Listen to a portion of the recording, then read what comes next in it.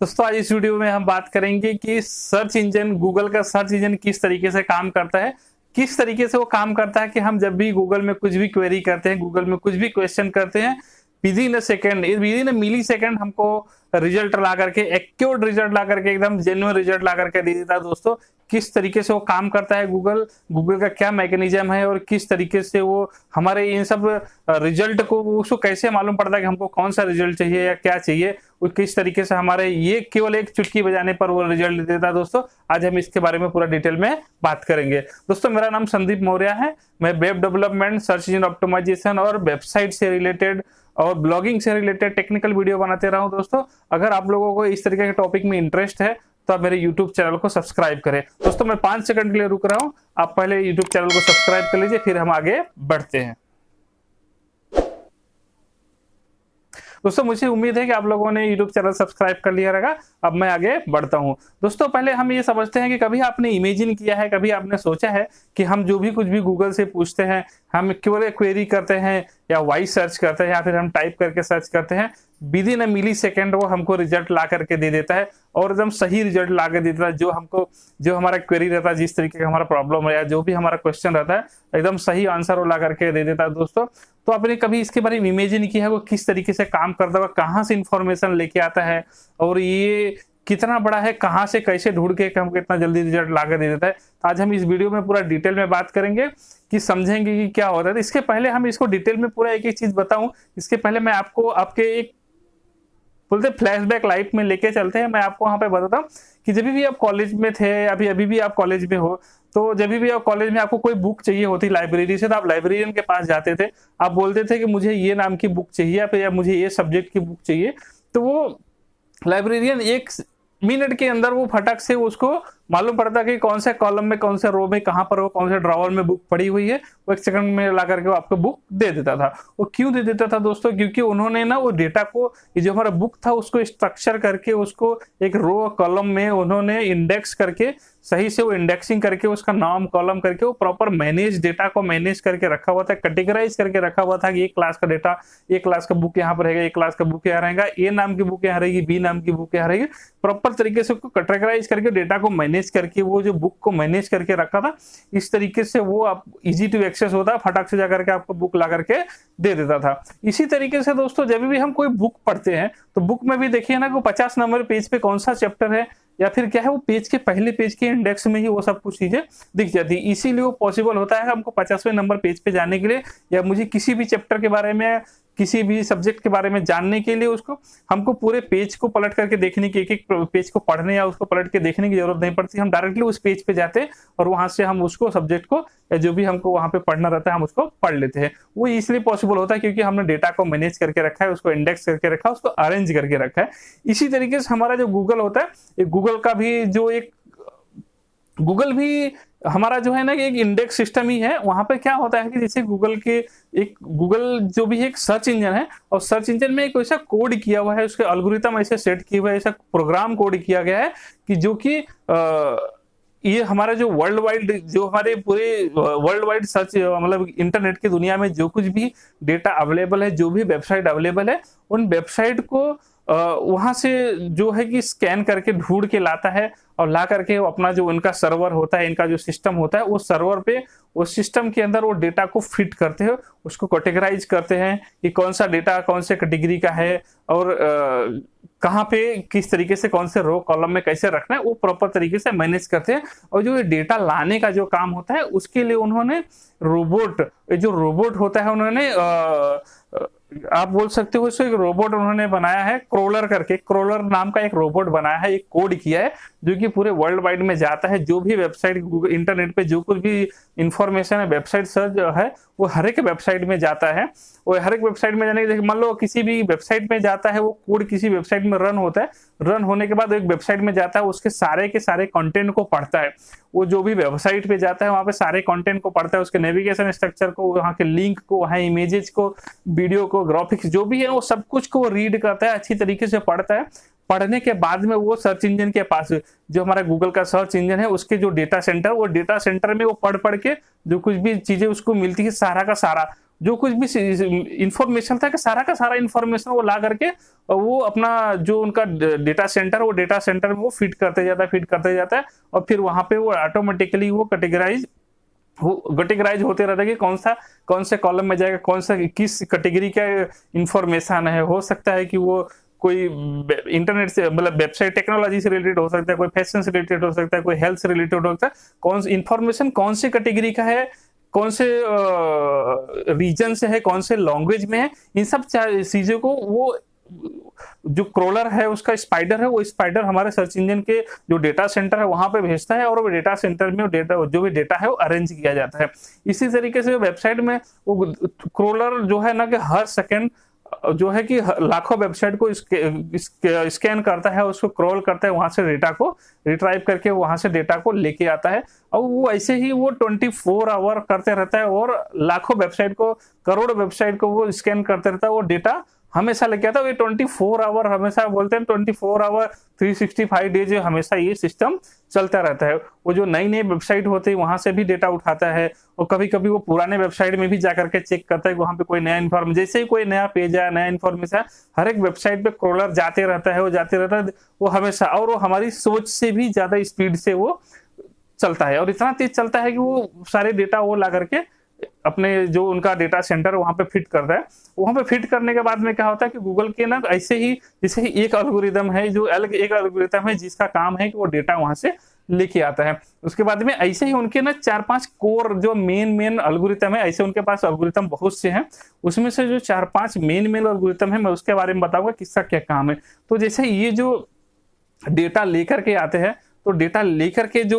Crawler data ला करके देता है, उसमें उसके बाद में जो डेटा को स्ट्रक्चर करने का जो काम होता है, उसमें एक जो होता है उसका नाम है पैंडा। पैंडा करके जो एक एल्गोरिथम है वो उसका काम क्या होता है, उन्होंने ऐसा प्रोग्राम किया है पैंडा को। वो पैंडा जो आता है ना, जब भी हमारे पास वो डेटा आता है, तो सर्च इंजन के पास डेटा जब उसके डेटा सेंटर में आता है, तो डेटा सेंटर में वो डेटा को ऑर्गेनाइज करने के लिए वो डेटा को एक एक लाइन को पढ़ता है, एक एक कोड को पढ़ता है, वो चीजों को। और पढ़ने के बाद में उसको लगता है कि हाँ ये क्वालिटी कंटेंट है। क्वालिटी मतलब सही इंफॉर्मेशन, कुछ वैल्यूएबल इंफॉर्मेशन, मतलब कम से कम एक paragraph, 2 paragraph, 1 line, 2 line, 4 line लिखा हुआ है। ऐसा कि नहीं है कि कोई स्पैम किया हुआ है, बार बार एक ही चीज, कोई चीज रिपीट की हुई है, या फिर कुछ मतलब बोलते हैं ना स्पैमिंग किए हुए, कुछ अनरिलेवेंट किया हुआ है, कुछ इस तरीके के। देखो जो भी एल्गोरिथम बनाए गए हैं उनके कुछ पॉलिसीज है, उनके रूल्स रेगुलेशन है, उनका वो रूल्स रेगुलेशन के हिसाब से उनको प्रोग्राम किया गया कि आपको ये चीजें जाके ढूंढनी है। तो जैसे भी कोई भी वो जो रोबोट्स है, वो रोबोट्स वो डेटा को जब भी स्क्रॉल करके भेजता है, तो जो हमारा ये पैंडा है, वो पैंडा इन सब चीजों को पहले स्कैन करता है। उसमें जो फालतू की चीजें होती हैं उन सब फालतू की चीजों को हटाता है। हटाने के बाद में क्या करता है कि वो इंडेक्स, मतलब वो पैंडा का काम होता है कि कंटेंट को पढ़ना है। कंटेंट को पढ़ने के बाद जिस कैटेगरी का कंटेंट है उस कैटेगरी के कंटेंट में उसको फिट करता है, वो फिट करता है। उसके बाद में आता है हमारा काम पेंगुइन का, जो उसके बाद में एक एल्गोरिथम है, उसका नाम है पेंगुइन। पेंगुइन ये चेक करता है कि ये वेबसाइट पे या जो वेब पेज है, इस पे जो लिंक है, वो लिंक कहाँ से आ रहा है, कोई फालतू लिंक तो नहीं, स्पैमिंग लिंक तो नहीं, अनरेलेवेंट पेज से लिंक तो नहीं आ रहा है। इन सब चीजों को वो देखता है।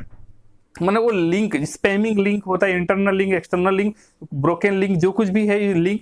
अगर वो बोलते हैं ना कि कुछ पॉलिसी वायलेशन तो नहीं हुआ, लिंक चेक करता है, कोई स्पैमिंग करके अलग अलग तरीके से कुछ लिंक तो नहीं दे। वो तो देखो जो पैंडा होता है उसका कंटेंट को पढ़ने का, कंटेंट की क्वालिटी को पढ़ने का काम होता है। जो पेंगुइन होता है उसके जो बैक लिंक्स होते हैं, उसके रिलेटेड लिंक्स होते हैं, इंटरनल एक्सटर्नल लिंक जो कुछ भी है, वो लिंक को सर्च करता है कि उस पर जो वेबसाइट पे जो लिंक दी हुई है, कहीं से भी वो जो लिंक आ रहा है वेबसाइट जहां पर भी वो लिंक है, कहीं वो स्पैमिंग तो नहीं हुई है, ऑटो जनरेटेड नहीं है, वो मैनुअली कहीं पे वो स्पैम तो नहीं किया गया है, उसको जबरदस्ती की तरफ से लिंक नहीं तो लाया गया है, अनरेलिवेंट लिंक तो नहीं है। इस सब चीजों को देखता है और देख करके फिर वो इसको स्कैन करता है, प्रॉपर तरीके से वो एनालाइज करता है। उसके बाद में जो भी वैल्यूएबल होते हैं उन लिंक को रखता है, बाकी सब लिंक को हटा देता है, उसको इंडेक्स नहीं करता, वहां पे उसको तवज्जो नहीं देता, उसको भाव नहीं देता, वहां से उसको हटा देता है। उसके बाद में आता है हमारा कि जब पेंडा ने इंडेक्स कर दिया, उसको अरेंज कर दिया, पेंगुइन ने उसको जाकर के फिल्टर कर दिया। उसके बाद में आता है हमारा कि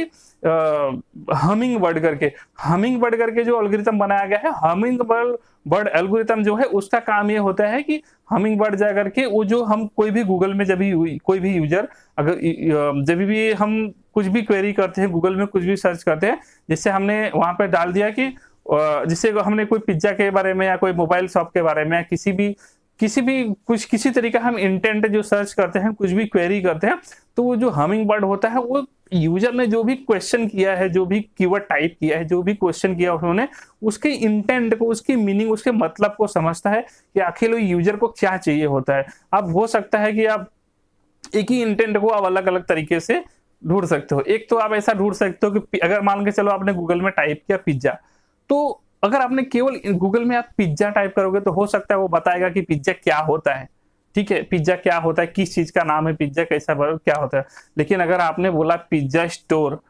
तो हो सकता है कि पिज्जा की जो स्टोर है, पिज्जा की जो शॉप है, या जो पिज्जा की जो शॉप है वो पिज्जा का शॉप दिखाएंगे। या आप हो सकते हो पिज्जा रेसिपी ढूंढे, तो पिज्जा कैसे बनाया जाता है, क्या क्या मिलाते हैं उससे, इंग्रेडिएंट क्या होता है, उन सब चीजों को वो बताएगा। तो पहले तो यूजर जो हमारा हमिंग बर्ड होता है यूजर की इंटेंट को समझता है। इंटेंट को समझने के बाद में फिर वो उस तरीके से जो होता है ना ऑन द स्पॉट लाइव जो है, वो इंटेंट को समझने के बाद फिर वो गूगल में जो गूगल के पास जो भी डेटा है उन डेटा को डायरेक्टरी स्ट्रक्चर जो भी है, जहां से भी वो डेटा को उससे रेलेवेंट, वो जो उन्होंने क्वेरी किया उससे रेलेवेंट, एग्जैक्ट रेलेवेंट कोशिश करता है कि डेटा को ला करके वो यूजर को दिखाए। तो उसको पहले इंटेंट को समझता है, इंटेंट को समझने के बाद फिर वो डेटा देता है। उसके बाद में आता है यहाँ पे एक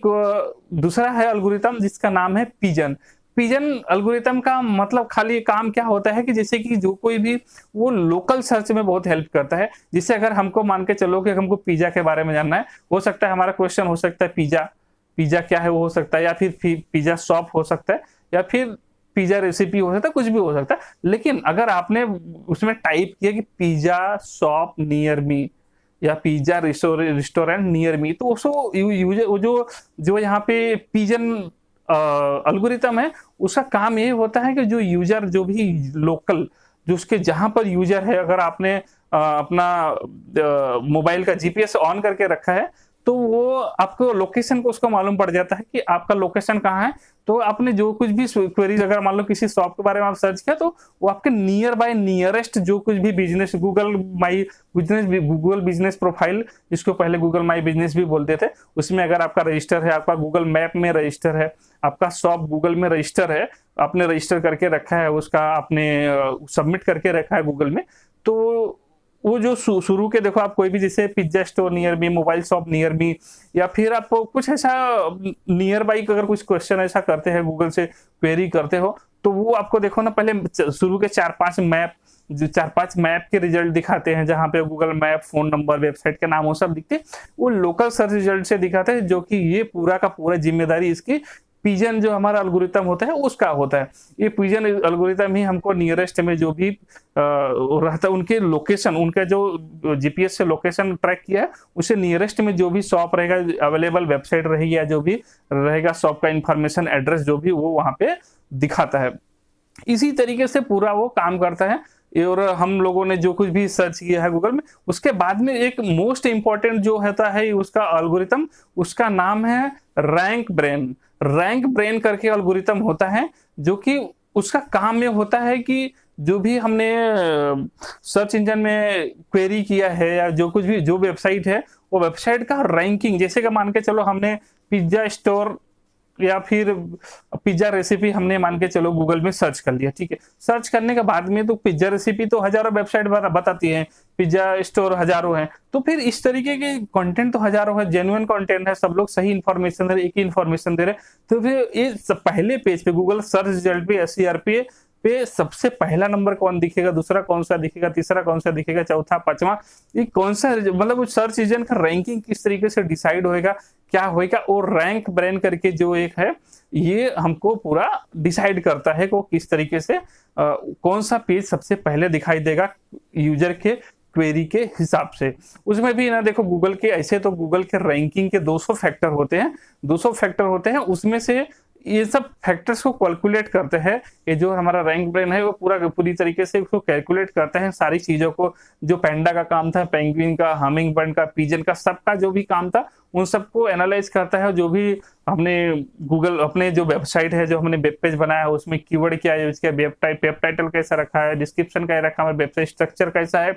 और हमारे वेबसाइट में कंटेंट कैसा है, यूजर, फिर उसके बाद में आता है कि वेबसाइट का यूजर का रिटेंशन कितना है, यूजर बोलते हैं ना कि क्लिक थ्रू रेट कितना है वेबसाइट का, फिर वेबसाइट का ड्यूल टाइम कितना है, मतलब वेबसाइट पे यूजर आके कितना टाइम रुकता है। काफी कुछ चीजें होती हैं, इन सबको चेक करके, इन सबको डिसाइड करके फिर वो इवेल्युएट किया जाता है, उसका वैल्यू क्रिएट किया जाता है, उसका रैंकिंग डिसाइड किया जाता है। उसमें काफी फैक्टर होते हैं, 200 फैक्टर होते हैं, मैं आपको बता रहा हूँ। इन सब सारे फैक्टर के बारे में ऑलरेडी मैंने बाकी के वीडियोज में बात किया है। आपको अब मेरी जो एसईओ का जो प्लेलिस्ट है आप उसमें देखेंगे ना, तो मैंने काफी वीडियो बनाए हैं इन सब के बारे में, आप वहां पे जाकर के इसके बारे में डिटेल में समझ सकते हैं। तो पहले हमको खाली ये समझना है यहाँ पे कि किस तरीके से काम करता है। तो ये जो रैंक ब्रेन है, और रैंक ब्रेन उस तरह से जब यूजर कोई भी क्वेरी करता है, कुछ भी जब वहां पे सर्च करता है, तो उसके हिसाब से वो जो भी वेबसाइट का कंटेंट रेलिवेंट है, अच्छा फॉर्म से, मतलब 100 लोगों ने अगर सेम क्वेश्चन किया, 100 में से 70 या 80 लोगों ने जो भी, मतलब जो हमारे जो सर्च करते हैं उसमें 10 रिजल्ट दिखता है एक पेज पे, और 10 में से जो इस पेज पे सबसे ज्यादा लोगों ने क्लिक किया है, क्लिक करने के बाद में सबसे ज्यादा लोगों ने कंटेंट को पढ़ा है, वहां पे रुका है, वहां से उसी पेज पे गए, मतलब सबसे ज्यादा जिस पेज को क्लिक मिला है और सबसे ज्यादा क्लिक करने के बाद जिस पेज पे लोग जा करके पढ़े हैं, रुके हैं, इंफॉर्मेशन को लिए हैं, तो इन सब चीजों को कैलकुलेट करके गूगल को ऐसा लगता है हाँ ये वेब पेज अच्छा है, इसमें काफी लोग यूजर आ रहे हैं, रुक रहे हैं, यहाँ पे इंफॉर्मेशन ले रहे हैं। इन सब चीजों को देख करके फिर वो रैंक डिसाइड किया जाता है कि कौन सी वेबसाइट का फर्स्ट पेज पे या फर्स्ट रैंकिंग में दिखाई देगा। तो देखो दोस्तों, यही है पूरा गूगल का मैकेनिज्म, किस तरीके से काम करता है।